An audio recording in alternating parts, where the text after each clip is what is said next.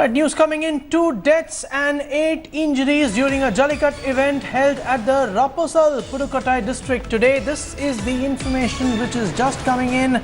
Remember, today after yesterday's hectic developments in Delhi and in Chennai, the ordinance was drawn up and the Chief Minister as well as the centre made an appeal for the protesters to vacate and go home. But today was also the day of the first legal Jallikattu, and this is the unfortunate side of the incident that is coming to the fore. Let's go straight to my correspondent Revati Rajivan, who joins us from outside Madurai. Revati, what more can you tell us about this?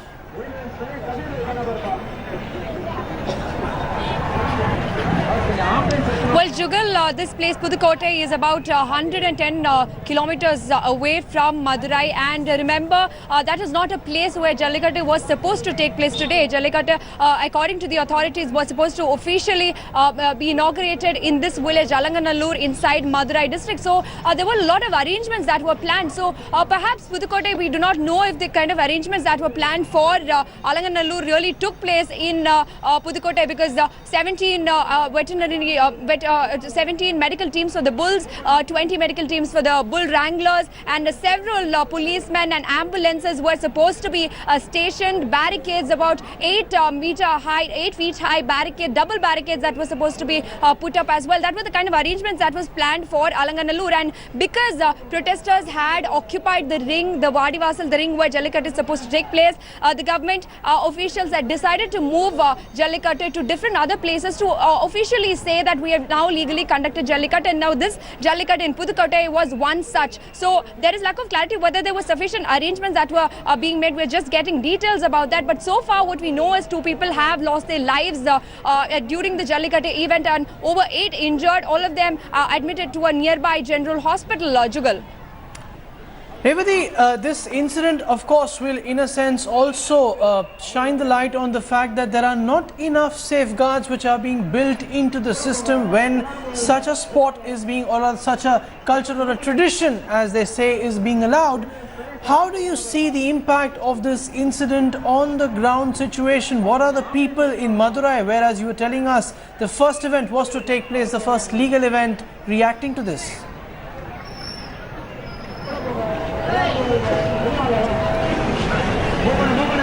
Well, with these deaths, it is another point to raise against the conducting of Jallikattu. Now, if it was held in a very safe manner with all the arrangements in place, and if it would have gone well, it would have been on the side of the locals. Now that there has been casualties, it is a point that will go against the locals, against Jallikattu itself. Let me get you voices from the locals as well. Innekku nadanda Jallikattu Pudukottai 2 பேர் இறந்துட்டாரு. 2 people have died in Jallikattu in Pudukottai. How do you look at this? So yeah, it's I mean the reason of dying, அவங்க எதுக்காக shall I talk about it? Okay, அவங்க எதுக்காக maybe அவங்க சாகிறதுக்கான காரணங்கள் என்னவா இருக்கலாம் அப்படின்னா, கவர்மெண்ட் போட்ட ரூல்ஸ், ஃபர்ஸ்ட் ரூல்ஸ் வந்து வாழை பிடிக்கக்கூடாது, காளையோட வாழை பிடிக்கக்கூடாது, ரெண்டாவது வந்து காளையோட கொம்பை பிடிக்கக்கூடாது. ஸோ காளையோட திமிலை மட்டும்தான் நம்ம பிடிக்கணும். அப்படி திமிலை பிடிக்கும் போது அந்த வீரருக்கு சப்போர்ட் கிடைக்கிறது. Okay, so you're saying that perhaps in Pudukottai rules were not followed, which is what led to the deaths of these 2 people? No, we are not saying like that. Rules வந்து அவங்க follow பண்ணியிருக்காங்க, follow பண்ணதுனால தான் இந்த பிரச்சனையே. ஏன்னா திமிலை மட்டும் அந்த வீரர் பிடிக்கிறாரு, அதுதான் அவங்க ரூல்ஸாக செட் பண்ணுறாங்க. ஸோ திமிலை பிடிக்க. Okay, they're saying that perhaps rules were not followed, and it is very obvious, Jugal, because all the kinds of arrangements that were made was made for specifically for Alanganallur and Avaniyapuram villages in Madurai. So it was in the morning that all of the government officials had to return because the villages blocked them, did not allow them to enter. It was an immediate decision to shift the venue to other places. So perhaps there would have not been enough time to make all that safety arrangements in place and follow all the rules and regulations. But we will have to wait and see what exactly led to the deaths of these 2 men who took part in the Jallikattu event. All right, Revati, stay on with us. We'll tell our viewers more about the event, but for now, the bull taming sport of Jallikattu has made a comeback after 3 years in Trichy, and rules were extensively flouted at various events. Earlier today, rules were defied extensively at the Jallikattu event in Trichy. Along with bull wranglers, public spectators were allowed to embrace the bull. The images of the event clearly flout the Tamil Nadu government's rules of conduct of Jallikattu. As per the state's conduct of Jallikattu Rules 2017, participants, and I quote, should not stand in front of the bulls. The exit way for bulls should not be blocked. Participants should not hold the bull's tail horn. Spectators' gallery should be 15 meters away from the arena. Unquote. Rules have also been mentioned for the setting up of the gallery, the bull collection yard, and for the bull run area.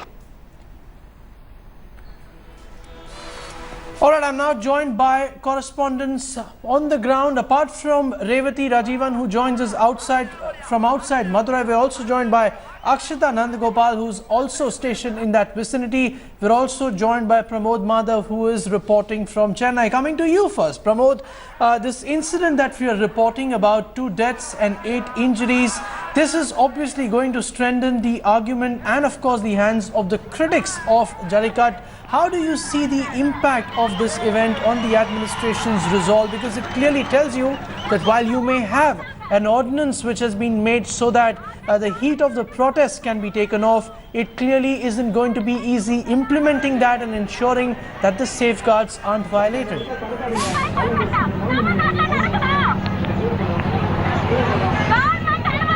Well, Jugal, I got to tell you that after what happened today, the event of things that have rolled out, we could certainly say that the kind of laws and regulations does not apply to AIADMK teams. The people on the ground are asking a question as to how they can conduct Jallikattu just one day after they create this ordinance. Because to prepare the land itself, they need almost 3 to 4 days. The land should be prepared with coconut fibers and turmeric powder. No law is being followed over there, and we have visuals right now stating that the people are they are standing dangerously close. They are not the bull wranglers, but the public, the general public is standing so close to the bulls, and this is certainly not going to help the Tamil Nadu government or the protesters who've been protesting in Marina Beach for more than 5 days. If the evidence of 2 people who have died goes to the Supreme Court, it is definitely going to go against the case. And knowing that as well, Chief Minister O. Pannirselvam and their ministers did not budge, did not take care of the laws properly. They should have taken more time to implicate Jallikattu. They should have taken more time. I have protesters over here. Unfortunately, 2 persons have died in Pudukottai. You fought for Jallikattu for more than 5 days, and now this has happened. Whose fault do you think this is? Yeah, it's a government unfortunately taken the decision that has led to 2 people died in Pudukottai.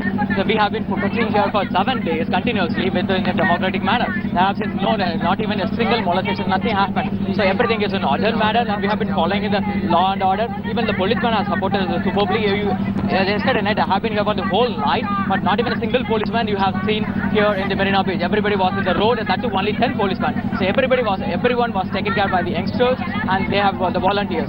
So the last minute when we are approaching the victory. Well, I want to ask you one more thing now. As 2 people have died, it seems like getting a kind of ban lifted from Jallikattu it might become difficult.